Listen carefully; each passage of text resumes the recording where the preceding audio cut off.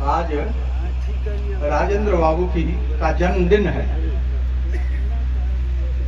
सर्वप्रथम मैं उन्हें प्रणाम करता हूं और बहुत मैं गौरव महसूस कर रहा हूं कि आज मैं डॉक्टर उपेंद्र पांडे जी, जिन्होंने इस कार्यक्रम की शुरुआत की थी, उनसे पूछा कि हमारा गणित थोड़ा कमजोर है, आप बतावें कि कितने साल हुए। इन्होंने बताया कि 29वां साल है। मैरवा के साहित्यिक सांस्कृतिक इतिहास में या किसी नगर के लिए, किसी प्रदेश के लिए यह गौरव की बात है कि वह नगर अपने प्रथम राष्ट्रपति, और उससे भी बड़ी बात कि देश की आजादी की लड़ाई में जिनकी बड़ी भूमिका थी, राजेंद्र गांधी की परंपरा के आदमी थे। और गांधी दुनिया में दासता के खिलाफ आवाज उठाने वाले केवल इस देश को वे मुक्त नहीं करना चाहते थे, बल्कि पूरी दुनिया में मनुष्य आजाद रहे, मनुष्यता का सम्मान हो, इस परंपरा के राजेंद्र बाबू थे। और उनका जन्मदिन मैरवा में इतने महत्वपूर्ण ढंग से मनाया जाता है, यह महत्वपूर्ण बात है। इस अवसर पर मंत्रिमंडल सचिवालय के विशेष सचिव और यह जो आयोजन हो रहा है, इसके संस्थापक प्रारंभकर्ता डॉक्टर उपेंद्र पांडे जी का मैं स्वागत करता हूं। इसके साथ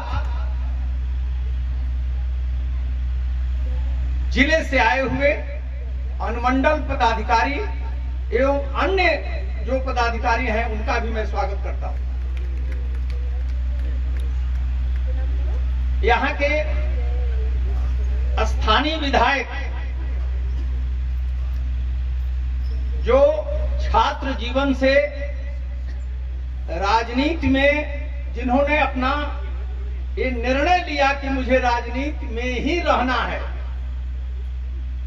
इस कार्यक्रम में वे छात्र के रूप में भी आए होंगे। आज यहाँ के जनप्रतिनिधि के रूप में आए हैं, मैं उनका स्वागत करता हूं। यह गौरव की बात है।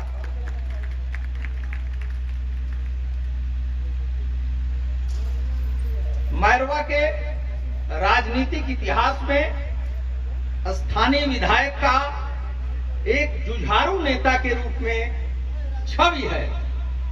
मैं चाहूंगा कि मैरवा सुंदर और खूबसूरत कैसे बने, ये चिंता का विषय उनका होना चाहिए। इसके साथ साथ मैरवा के श्रोता, दर्शक, यहाँ के प्रखंड स्तर के सभी पदाधिकारी, जिनके बिना यह कार्यक्रम हो नहीं सकता, उनका भी मैं स्वागत करता हूं। डॉक्टर उमेश पांडे इस कार्यक्रम के न्यूक्लियस है।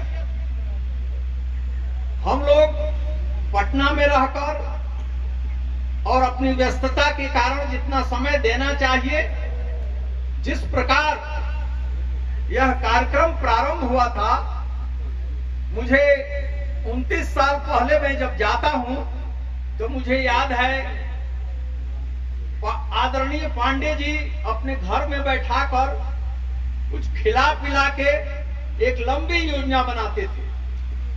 और जब मैं पहले वर्ष का संस्मरण आपको सुनाना चाहता हूं,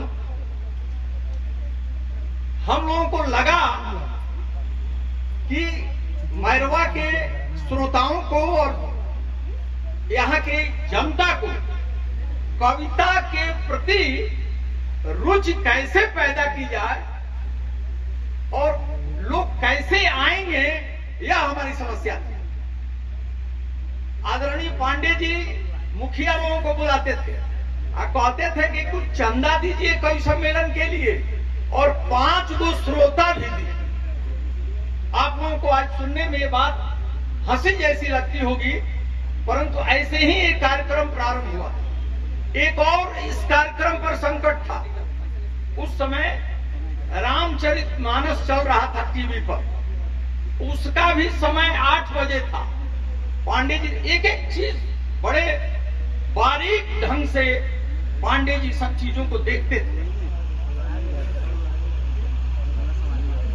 लोग आएंगे कि नहीं आएंगे, इसकी भी पूरी तैयारी रहती थी। यहाँ एक और व्यक्ति बैठे हुए हैं,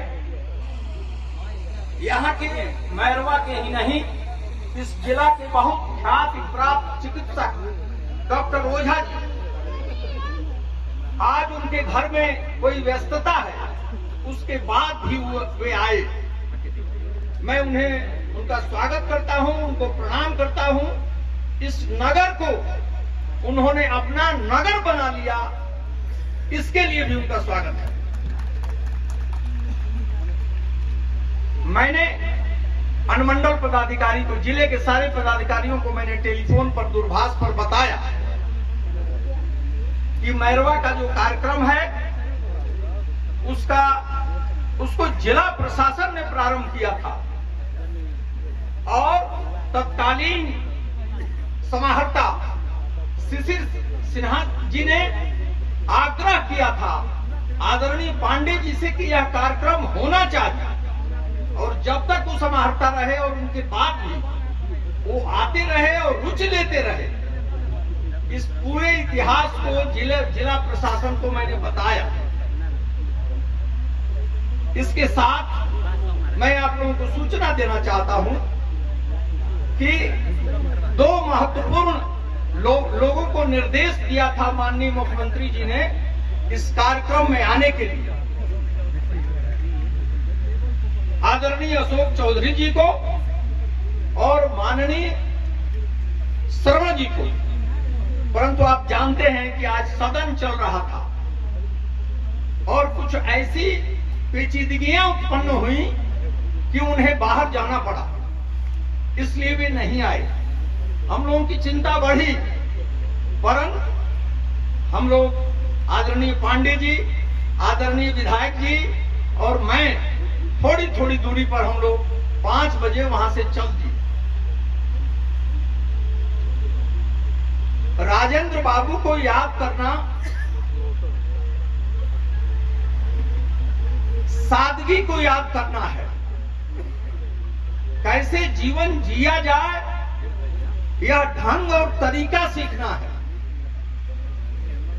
हम लोग इस भोजपुरी क्षेत्र के लोग हैं। आप जानते हैं कि राजेंद्र बाबू बहुत ही योग्य छात्र और योग्य अधिवक्ता थे, परंतु भोजपुरी से इतना प्रेम था कि जो कोई राष्ट्रपति भवन में जाता था इस भोजपुरी क्षेत्र का, तो वो भोजपुरी में बात करते थे। ये उनकी सहजता थी। बहुत सी चीजें सार्वजनिक जीवन के लिए क्या क्या त्याग करना है, ये राजेंद्र बाबू से हम ले सकते हैं। और अपने भाषा से, अपनी संस्कृति से हम जहां से आते हैं उससे लगाव कितना होना चाहिए, यह अभी राजेंद्र बाबू सिखाते हैं। इन बातों के साथ एक इस कार्यक्रम का जो दूसरा पक्ष है, देश के बड़े बड़े कवि, उत्तर भारत का ये बड़ा मंच होता है कवियों के लिए, और वे लोग आते हैं और अपनी बातें रखते हैं और मैरवा का नाम पूरे देश में फैलाने का काम वे करते हैं। जहां भी हम जाएंगे, यहाँ के कवि उरई से लेकर और आसाम तक मिलेंगे और वे यहाँ के लोगों की संस्कृति, यहाँ के लोगों का कविता प्रेम की बात कहते हैं। मैं देश के कोने कोने से आए हुए सारे कवियों का भी स्वागत करता हूं। अपनी इस बात के साथ हमें दुख है कि जितना समय देना चाहिए इस कार्य के लिए मैं नहीं दे पाता। जो लोग अब इस काम को करते हैं वे एक बड़ा काम करते हैं, मैं उनको समझाना चाहता हूं। और मैरवा की प्रगति के लिए, मैरवा के विकास के लिए जो करना है हम लोग हर मंच पर करते हैं। विधायक से हमारी बात होती है, माननीय मुख्यमंत्री जी को, तत्कालीन स्थानीय विधायक को लेकर मैं गया और यहाँ जो मेडिकल कॉलेज आया है उसमें हम लोगों ने बड़ी भूमिका निभाई और माननीय मुख्यमंत्री जी ने हमसे कहा कि आप पहले छपरा के मेडिकल कॉलेज की बात करते थे और प्रखंड में मेडिकल कॉलेज की बात करने लगे और उन्होंने डांटने और फटकारने का काम किया, परंतु हम लोग उस काम में लगे रहे और मेडिकल कॉलेज खुलने से मैरवा राज्य की तस्वीर पर तो आया ही, देश की तस्वीर पर भी आया। आगे भी इस सदन में यहाँ के स्थानीय विधायक ने भी जो यहाँ की समस्याएं हैं उसको उठाया। मैंने भी यहाँ जल जमाव से लेकर तमाम चीजों के बारे में उठाया। आप भी सावधान और सतर्क रहें। राजेंद्र बाबू यह भी सिखाते हैं। इन्हीं बातों के साथ सबको प्रणाम और आए हुए जो मैरवा के कोने कोने से आए हुए जो हमारे श्रोता हैं, जो महिला श्रोता भी आई हैं, उन सबका हम स्वागत करते हैं। उन लोगों की भी इस कार्यक्रम में बड़ी भूमिका होती है। आज मैं देख रहा हूं कि छात्र भी आए हैं। शिक्षक होने के नाते बड़ी बड़ी संगोष्ठियां बिहार में होती हैं, परंतु उसमें छात्र नहीं रहते हैं। ये बड़ा दुर्भाग्यपूर्ण है। यहाँ छात्रों के आने से मैं बड़ा प्रसन्न हूं। सबको प्रणाम। मैं मेरी बात समाप्त। धन्यवाद महोदय।